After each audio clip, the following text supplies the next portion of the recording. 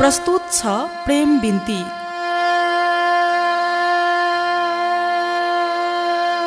अच्युत घिमिरे बुलबुलको वाचनमा सुमन ढकालको उपन्यास।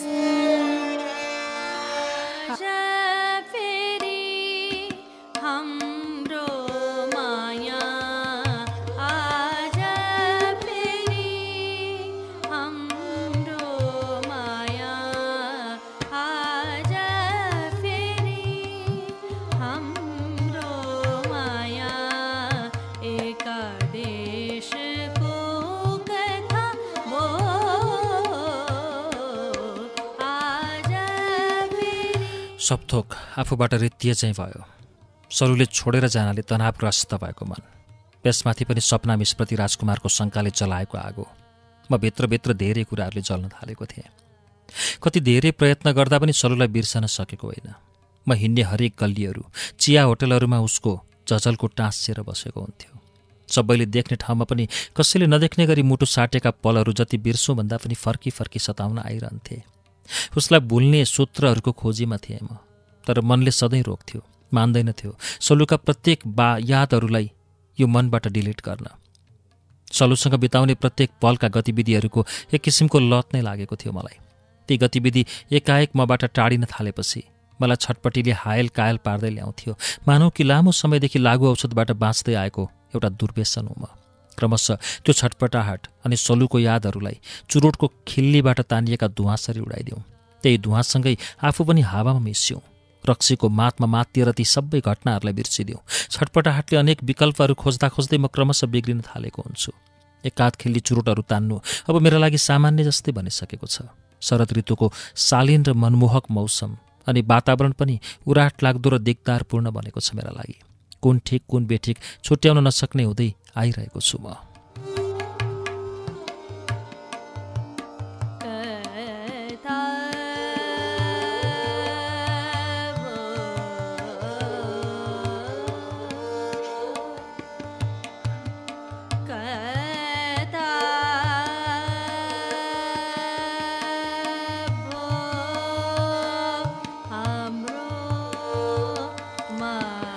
दिनभरिको व्यस्त दैनिकीका बीच पनि अब म भावुक देखिन थालिसकेको थिएँ।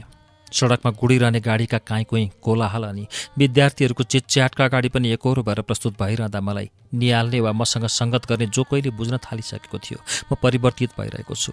ममा एक्कासी आएको त्यस किसिमको परिवर्तनका कारणबारे उनीहरू जिज्ञासाहरू राख्थे। कसैलाई म के भनेर टार्थेँ, कसैलाई के भनेर। फेसबुकमा पनि मेरा स्ट्याटसहरूले सायद वियोग ओकाल्दा हुन्।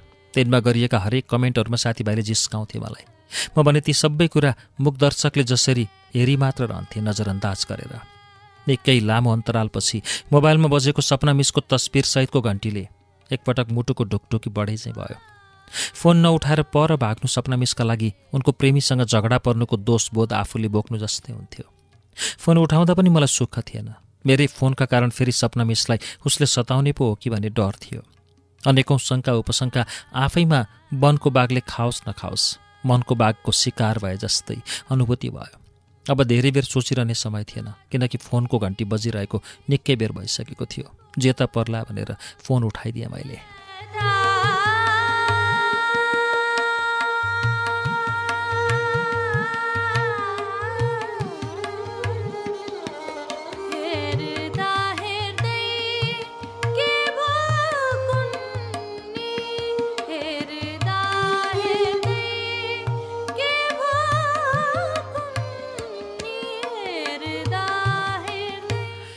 सपना मिसको पहिलो प्रश्न थियो, सर यतिका दिनसम्म कता हराउनु भयो, किन बेपत्ता?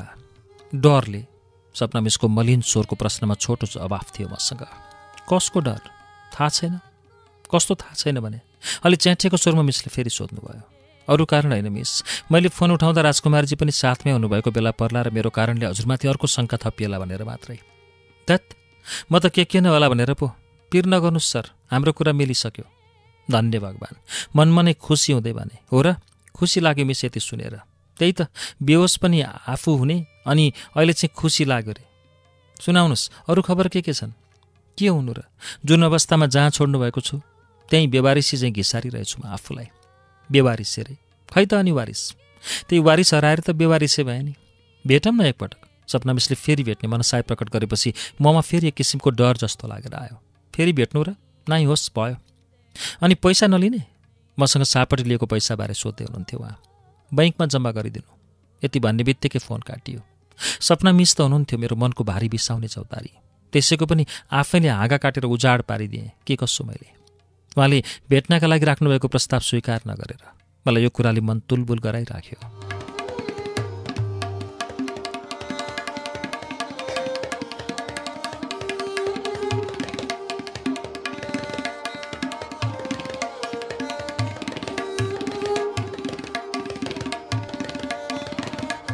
बिहानको चिसो वातावरण थियो। स्टेसनरी निकै व्यवस्थित भइसकेको रहेछ। त्यहीँ एउटा कुर्सीमा बसेर पत्रिका पढ्दै हुनुहुन्थ्यो सपना मिस। बिहानी पख पत्रिका किन्नेहरू पसलमा फाट्टाफुट्टा आइरहेका थिए। छेउमा भएको चिया सेलाउँदै थियो। स्टेसनरीको सोकेसको छेउमा ठिङ्ग उभिएको मलाई देख्ने बित्तिकै पिउँदै गरेको चियाको घुटको हतारमा निलेर अनि फेरि किन हो आउनुभएछ त? सपना मिस बोल्नुभयो। जाउँ त फर्केर? मैले जिस्काएँ। होइन चिया भन्छु ल। सपना मिसले चिया पसलबाट चियाको अर्डर गर्नुभयो।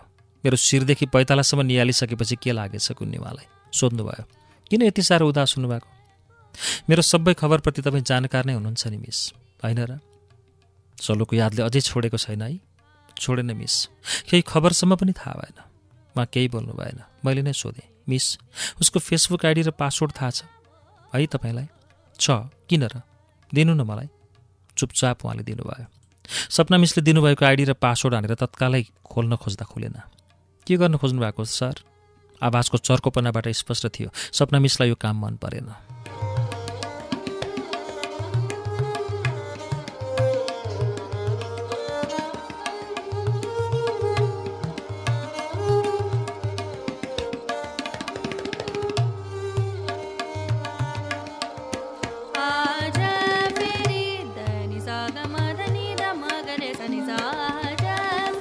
मैले भने खोलेर उसको पासवर्ड परिवर्तन गरिदिनु लागेको मिस मैले, ताकि उसँग म मात्रै होइन सबैजना टाढा हुन् र ऊ पनि सबै साथीबाट टाढा होस्। यतिसम्म पागलपन किन सवार छ सर तपाईँमा? थाहा छैन। यो सब पागलपन मात्र होइन मिस, सलुको मायामा म पुरै पागल भइसकेको छु। चिन्ता नगर्नु सर, पासवर्ड बदलेर केही हुन्न, म केही गर्छु। सपना मिसले मलाई केही हदसम्म आश्वस्त पार्नुभयो। तर के गर्नुहुन्छ भन्ने प्रश्न सोधिनँ मैले, किनकि सपना मिसले केही गर्नुहुन्थ्यो भने यतिका दिन किन चुपचाप बस्नुभयो होला र? यो त एउटा सान्त्वना मात्रै थियो मेरा लागि। सम्झेर प्रसङ्ग मोड्दै मैले भने, अनि मिस पैसा लिन बोलाउनु भएको होइन त? अर्को हप्ता ल, अलि पुगेको छैन क्या? हुन्छ मिस, बरु कता भेट्नुहुन्छ? यहीँ स्टेसनरीमा भेटौँला नि।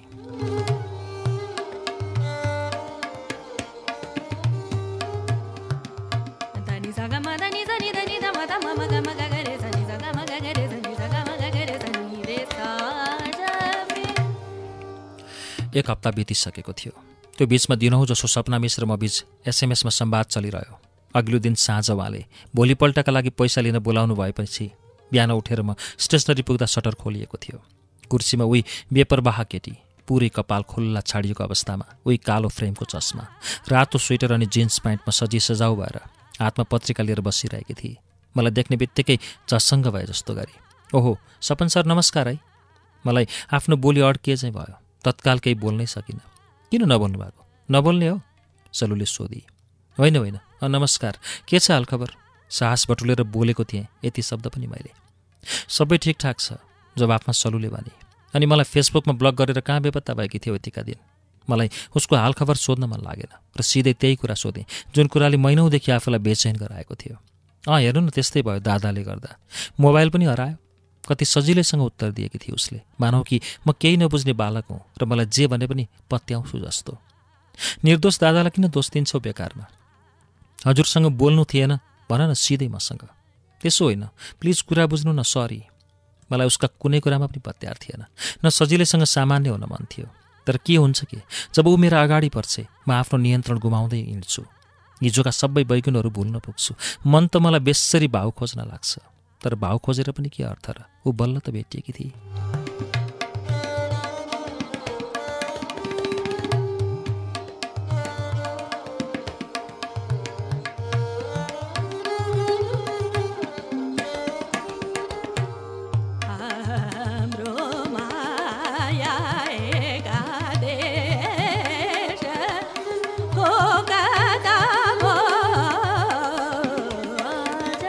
नम्बर फेरेकी छु मैले।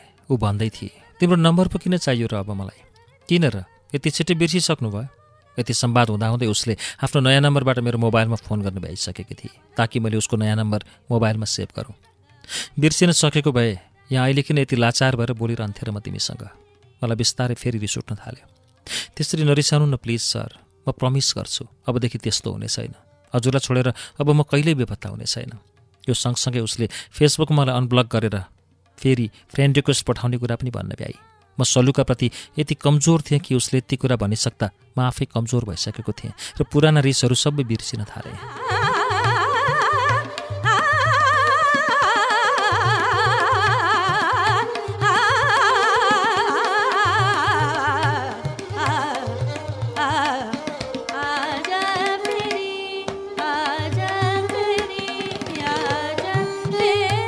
अनि सपना मिस खै त?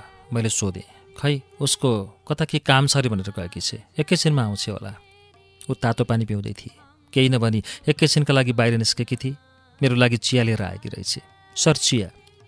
मेरो लागि उसले ल्याएको चिया हत्तपत्त खाइहाल्न मन लागेन। उसलाई अघिदेखि के शब्दले घोचौँ जस्तो भइरहेको छ मेरो मनमा। तर मसँग शब्द अभाव भइरहेका छन् सायद। त्यसैले पनि कडा शब्दहरू भनेर बिजाउँछु भन्ने सोच्दा सोच्दै मेरा शब्दहरू फिक्क बन्न पुग्छन्। चिया समाउँदै मैले भने, माया लागेर ल्यायो कि औपचारिकता निभाएको नि? हजुर जसरी लिनुहुन्छ? उसले भने। अनि सपन सर के छ नयाँ खबर सुनाउनु न। मलाई यसको जवाफ पनि घोचपेचका साथ दिन मन थियो, तर धेरै घोचपेच गर्नै सकिनँ। म पो उसको मायालु बन्न सकिनँ। मेरो लागि त ऊ सर्वस्व जस्तै भइसकेकी थिए। त्यसैले नम्र शैलीमा बोल्न थालेँ। के हुनु र मेरो नयाँ खबर? दिनदिनै बढ्दै गरेको चिसोको मौसममा च्याटमा तिमीसँग गफिएको खुब सम्झना आउँछ। पल पल तिम्रो याद अनि तिमीले रिप्लाई गर्ने मेसेजको पर्खाइमा दिनहरू बित्थे, रातहरू बिते। बढ्दो चिसोसँगै तिम्रो र मेरो कुराकानी अनि सेयरिङ र केयरिङ बढेको भान भएको थियो। सम्झिँदा पनि अचम्म लाग्छ। नौलो तरिकाबाट हुर्किएको हाम्रो मित्रताले आजकल मेरो मन मस्तिष्कमा डेरा जमाइरहेछ।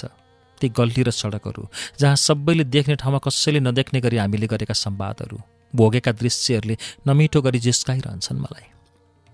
कुनै कुरा सम्झनामा सीमित हुन्छन्, कुनै कुरा चाहेर पनि भुल्न नसकिने हुन्छन्। केही पलहरूले भित्रभित्रै जलाउँछन्। हजुर त पुरै जल्नुभयो जस्तो छ नि प्रत्येक यादहरूमा। किन? उसले सोधी। जलाउने आगो आफै हुँदा पनि थाहा पाएनौ र? थाहा पाएर पनि परिस्थितिले साथ नदिँदा यस्तै भयो सपन सर। अब त्यस्तो हुन दिने छैन। मेरो कारणले निकै गाह्रो भएछ हजुरलाई। I am sorry. मोबाइलमा घन्टी बज्यो। सपना मिसको फोन थियो। सर म यता बङ्गालामुखी मन्दिर आइपुगेँ, यतै आउनु न है। फोन राखेपछि सलुसँग आफूलाई सपना मिसले बङ्गलामुखी मन्दिरतिर बोलाउनु भएको र आफू जानुपर्ने कुरा बताएँ। सलुसँग छुट्टिँदा फेरि फेसबुकमा जोडिएर अब सधैँ नजिक रहने बाचा डोराउँदै थिए सलुले। सौहार्द्रपूर्ण तरिकाले उसँग छुट्टिएर म बङ्गलामुखी मन्दिरतिर लागेँ।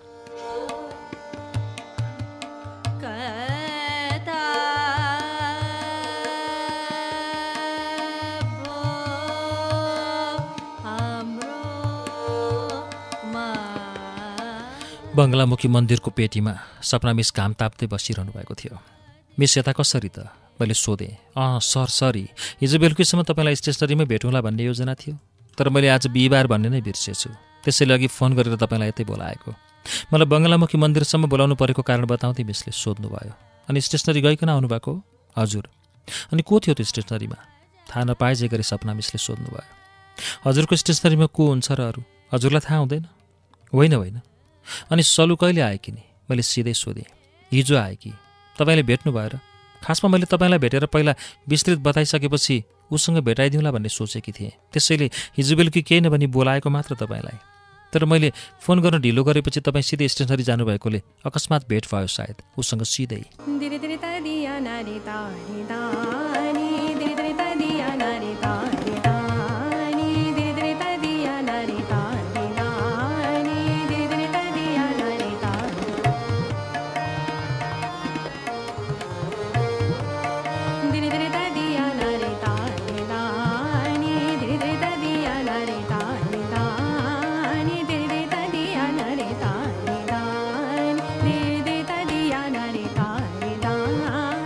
त्यो त ठिकै छ मिस, तर आज म तपाईँलाई भेट्दैछु भनेपछि ऊ किन हिजै तपाईँकोमा आई? म यो कुरा नबुझेर हैरान छु। मैले प्रश्नसँग सोधेँ सपना मिसलाई। खै सर किन पो आई? अब यहीँ बस्छ रे लोकसेवाको तयारी गरेर। अनि के भन्थे तपाईँसँग? के भन्नु नि, मलाई अचम्म लाग्यो। किन अचम्म? उहाँले सोध्नुभयो। यो पैसा हजुरलाई दिएकै दिनदेखि बेपत्ता भयो कि सलु? फेरि आज यही पैसा फिर्ता लिने दिन भेट भयो उसँग। यो कसरी भयो होला भनेर म अचम्म मानिरहेको छु। त्यही त कस्तो संयोग है। साँच्चैकै सलुसँगका कति कुराहरू संयोगका साथ भइरहेका थिए मेरो जीवनमा। भन्छन् मानिस जन्मनु, मर्नु, कसैलाई भेट्नु, नजिक हुनु वा पराई हुनु सबै संयोगसँग सम्बन्धित हुन्छन् रे। कुनै सत्य त होइन।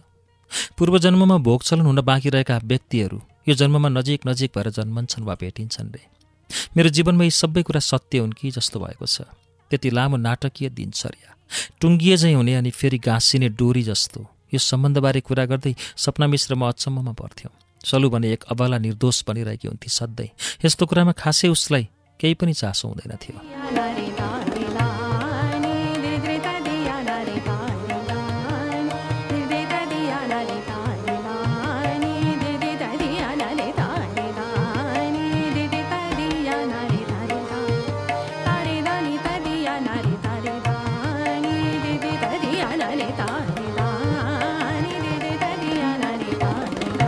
फेसबुक खोल्ने बित्तिकै देखेँ सलुले मेटिएको मित्रतालाई फेरि पुनर्जीवन दिएकी थिए। मसँग साथी बन्ने अनुरोध अर्थात् फ्रेन्ड रिक्वेस्ट पठाएकी थिए। साँच्चै भागेर बेपत्ता नै भए पनि कता कता माया पनि गर्दिरहेछ कि चाहिँ मनमा आइहाल्यो। भ्रम हो कि यथार्थको दुविधामा अल्झिरहेको प्राणी म फेरि तिनै दिनचर्याहरूमा रमाउन सुरु गरेँ। बेला बेला फोन गरेर के छ नयाँ नौलो सोध्न भ्याउँथे। फेरि उस्तै उसको बेपरवाह शैलीले जिस्किने स्वभाव प्रस्तुत गर्न थालिसकेकी थिए। उसलाई हामी चुडिएर फेरि जोडिएका हौँ भन्ने हेक्कासम्म पनि हुन्थेन कि कुन्नी। उसको व्यवहारमा कुनै त्यस्तो छनक नै थिएन। छिट्टै नजिक भइसकेकी थिए।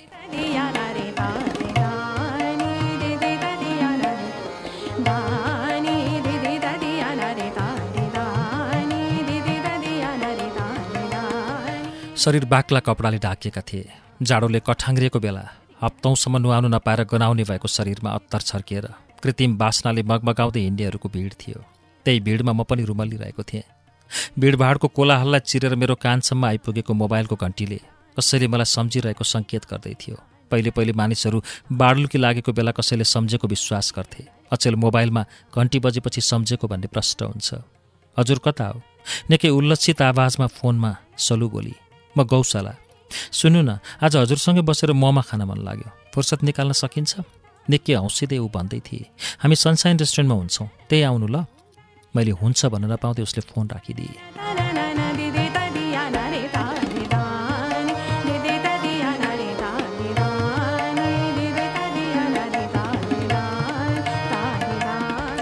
दिनभरिको थकानपछि अब कोठातिर फर्किने तर्खर गरिरहेको समय भए पनि मेरो सबै थकाइ त्यही एउटा फोनको कारण मेटिसकेको थियो। सलुका साथ भन्ने बित्तिकै मनमा नै मिठो अनुभूतिका साथ म सनसाइन रेस्टुरेन्टतिर लागेँ। निकै सुन्दरी देखिने सलु, उसको चञ्चलता सबैको आकर्षणको केन्द्र बन्थ्यो। रेस्टुरेन्टमा मैले सलुलाई त्यही लोभलाग्दो क्युट र चम्किलो अनुहारका साथ पाएँ। आलु चिप्स, चाउमिन, मोमो छुट्टा छुट्टै मगाइएका प्रत्येक वस्तुलाई ऊ देखाउँदै हामीसँग जिस्कन थालेकी थिए। मुखमा आधा घुसारिएको आलु चिप्सको बाहिर निस्केको आधा चानोलाई कहिले सपना मिसको मुख नजिक लगेर लोभ्याउँथे अनि कहिले मेरो मुख नजिकै। उसका राता पुक्क परेका गालामा बेग्लै चमक चम्किरहेको थियो। ऊ कुन मनस्थितिमा थिए उही जानुस्, तर अलिकति गम्भीर भएर मेरो मन पढेकी हुँदियो त बुझ्दियो। ठिक यति बेला मेरा ओठहरू उसको चञ्चलतामा राता देखिएका ती गालाहरूमा चुम्बनका लागि आसक्त बनिरहेका थिए। तर हेर्दा म सामान्य थिएँ। उसका लागि मात्रै होइन, त्यता वरपर उपस्थित अरू सबैका लागि।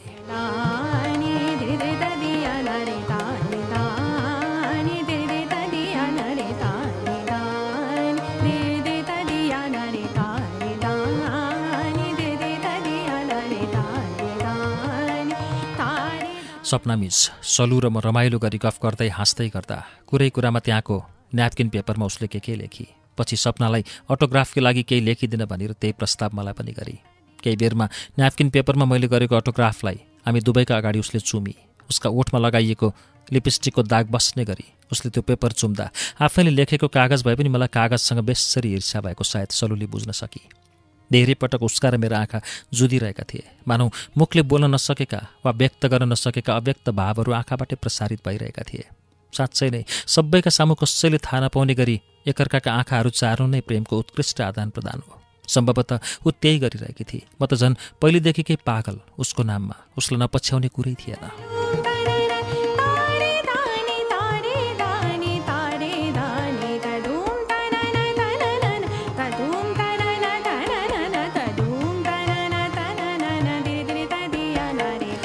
साँझ परिसकेको थियो। रेस्टुरेन्टमा रमाइरहेकै बखत मेरो मोबाइलको घन्टी बज्यो।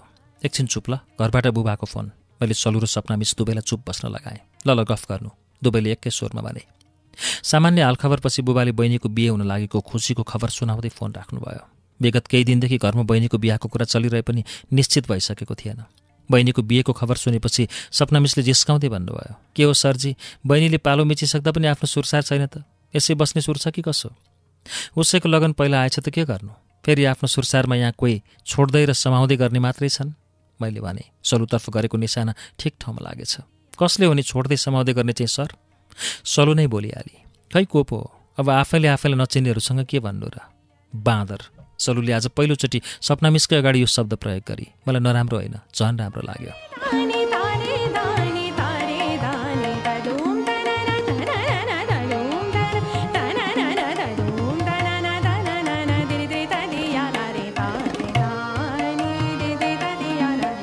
ल अब जाने होइन त मेरो घर? मैले सोधेँ उनीहरूलाई। लगे पो जानु नि? यो पालि पनि सलु नै पहिला बोली। अहिलेसम्म यत्तिकै त के लाग्नु र? डोली नै चढाएर लैजाउँ कि जस्तो लागेको थियो। बहिनीले हतार गरिछेर पो। उसले बाँदर सम्बोधन मलाई गरेपछि मलाई झन् सजिलो भएको थियो। अझ अनौपचारिक बन्दै जिस्केन। दुईटिना नै चढाउने हो र डोलीमा? कति मापाकी हुन सकेकी सलु। म आफै रातो भएँ उसको प्रश्नले, तर पनि आफूलाई रोकिन। अट्छौ र दुवै ओटे? अटे पनि म चाहिँ चढ्दिनँ ल। यो पटक भने सपना मिसले बोली थप्नु भयो। लौ जे भए पनि बहिनीको बिहे खान पाइने भयो। सलु उत्साहित भए। सर, बहिनीको बिहे गाउँबाटै गर्ने हो र? अलि निनाउरो स्वरमा सपना मिसले सोध्नुभयो। हो मिस, किन र? गाउँ चाहिँ नजाने हो र हजुर? कि प्रेमीको डर छ? होइन सोधेकी मात्रै सर। जसरी भए पनि कुनै न कुनै बाहना पारेर म मिलाइहाल्छु नि। एकपटक शङ्काको घेरामा परेकी सपना मिसलाई त्यो प्रहरी इन्सपेक्टर प्रेमीको आँखा छल्न मुस्किल थियो। तर पनि कुनै बाहना पारेर जान्छु भनिसकेपछि मलाई अलि ढुक्क लाग्यो।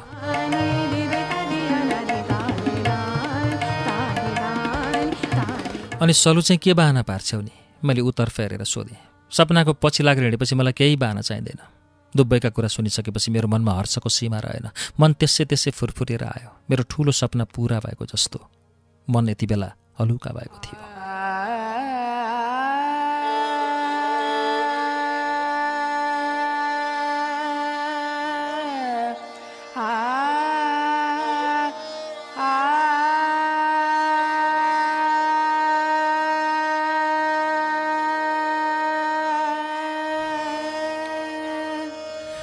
विवाहको मिति तय भइसकेको थियो।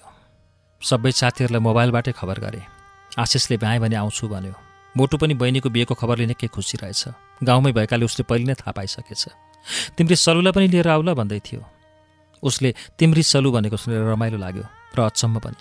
सलुसहित मलाई मोटुले भेट्दा सलुको र मेरो भर्खरै चिनजान भएको थियो। फेरि पछि के भयो? सलुलाई तिम्री सलुसम्म भन्ने आँट पनि उसले त्यही फेसबुकमै लेखेका स्ट्याटसहरू पढेर नै गर्यो होला। बिहेका लागि रिसुलाई खबर गर्न फोन गरेँ। अरूले थाहा पाउने गरी फोन गर्न, गफ गर्न प्रतिबन्ध जस्तै मानिएका हामी। त्यसैले मेरो धेरै फोन उठाउने उपयुक्त मौका नभेटेर होला उसले काटिदिन्थे। बिहेको खबर छोडिएको च्याट मेसेजको पनि केही जवाफ आएन रिसुबाट। सलु र सपना मिस मसँगै जाने भए म बडो खुसी थिएँ। यता राजधानीबाट लैजाने सबै सामान तयार थियो। तिनलाई लैजाने बन्दोबस्त गरेर म कोठाबाट निस्केँ। हामी तिनैजना बिहान सबेरै कोटेश्वरमा भेट्यौँ। जुगल यातायातमा थियो हाम्रो यात्रा। उही जुगल हिमालको काखमा रहेको मेरो जन्मघरतिरको यात्रा अब सुरु भएको थियो। गाडीका सबै सिटहरू भरिसकेका थिए। हामी सबैजना अन्तिम सिटमा बस्यौँ। सलु पटक पटक सोध्थे, सर अब कति बाँकी छ? खाजा खाने ठाउँ आउन कति बेर लाग्छ? अब भोक लागिसक्यो। बाटोभरि सलु हामीसँग एउटी बालिकाको जस्तै व्यवहार गरिरहेकी थिए। ऊ कहिले प्राकृतिक दृश्यसँग रमाउँथे त कहिले बाटोमा देखेका नौला दृश्यहरूमाथि आफ्ना जिज्ञासा राखेर हैरान पार्थे।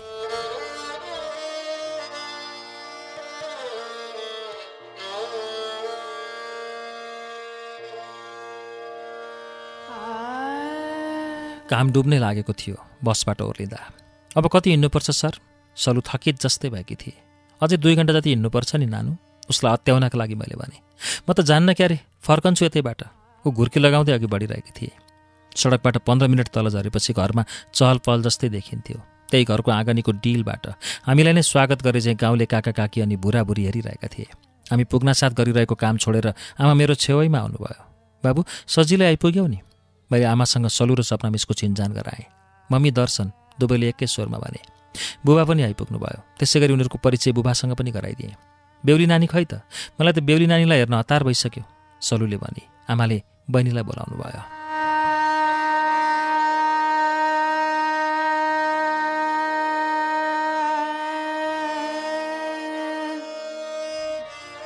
ल नानीहरू बोकाएर आयो होलान्, के खाने त? आमाको कुरामा सलुले साँधेको गुन्द्रुक खान मन लागेको बताइ भने सपना मिसलाई बिहे गरेको सेलपुरी खान मन थियो। बिहे घरको पर्सि बिहाको दिन थियो। आजदेखि सामान्य तयारी भइरहेको थियो। बिहे घरको चहल पहल, छिमेकी गाउँलेहरू आउने जाने क्रम चलिरहेको थियो। पाहुना पासा इष्टमित्रहरू आएका थिए। एकैछिनमा सलु र सपना मिस पनि त्यही घरका पुराना पाहुना जस्ता हुँदै काम सघाउन सुरु गरिहाले। सलु डेक्चीमा राखेको दुबो सुमसुमाउन थाली। सपना मिस त्यही संसर्गमा लाग्नुभयो। थकाइ लागेको छैन र नानी? सपनको घरमा आइपुग्दा के को थकाइ लाग्नु र मम्मी? बरु हजुरले धागोको बन्दोबस्त गरिदिनु, हामी यो माला हुन्छौँ। सपना मिस कम नै बोलिरहनु भएको थियो। सलु भने नयाँ ठाउँ भए पनि परिचित जसरी सबैसँग पटापट बोल्न थाली। सपना मिस र सलु दुवै बेला बेला बहिनीलाई पनि जिस्काउन थाले।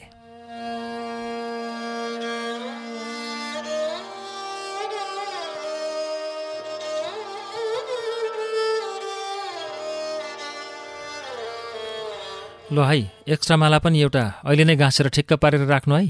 मैले बहिनीसहित सपना मिस र सलुको समूहलाई जिस्काएँ। किन नि, मेरो लागि पनि चाहियो नि। भोलि पर्सि तिमीहरू कता कता पुग्ने हो? हामीले नै गाँसेको माला लगाउनु पर्ने हो र? यहाँ पनि सलु नै बोली। अरूहरू हाँसिरहे मात्रै। माला त मलाई तिम्रो हातले गाँसेको भन्दा पनि तिमीले नै पहिराइदिएको लगाउन मन छ सलु। तर तिमीले मेरा कति जिज्ञासालाई अझै मेटाउन सकिनौ र पो। मनमा नै भने यो चाहिँ। अरूले देख्ने गरी चाहिँ म मात्रै हाँसेँ।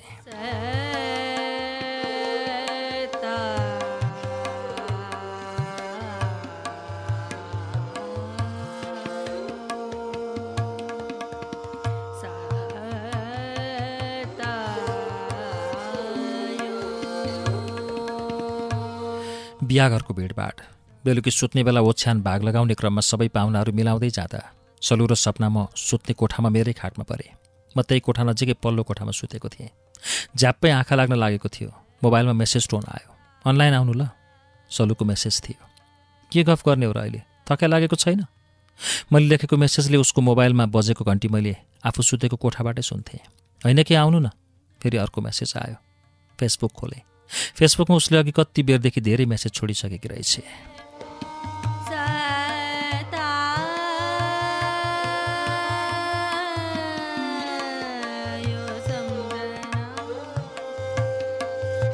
बाँदर लब्बु यति टाढा ल्याएर हामीलाई एक्लै छोडेर कहाँ गएको नि सुत्न? आफू चाहिँ खुब सजिलो गरी सुतिरहेको होला नि। उसका सबै मेसेजको एकै वाक्यमा उत्तर दिने गरी प्रतिप्रश्न गरे। किन तिमीले सुत्न पाइनौ र? पाएँ। अनि सजिलो छैन र? छ। अनि के भयो त? के हुनु नि बाँदर? हजुरको खाटमा सुत्न अप्ठ्यारो लाग्यो नि। यो वाक्यसँगै उसले जिब्रो टोकेको चिन्ह पनि पठाएकी थिए। त्यही चिन्हले मलाई फरक तरङ्गतर्फ लग्यो।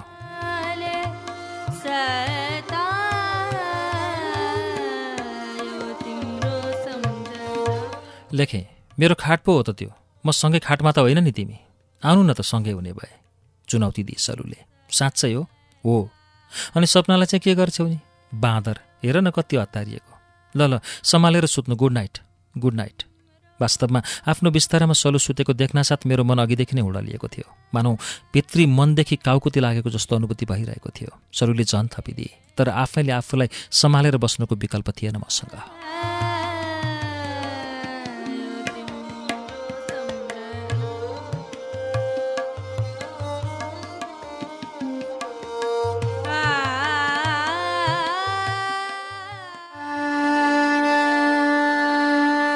आजलाई वाचन यति मात्रै। बाँकी वाचन अर्को भागमा। प्रेम बिन्ती।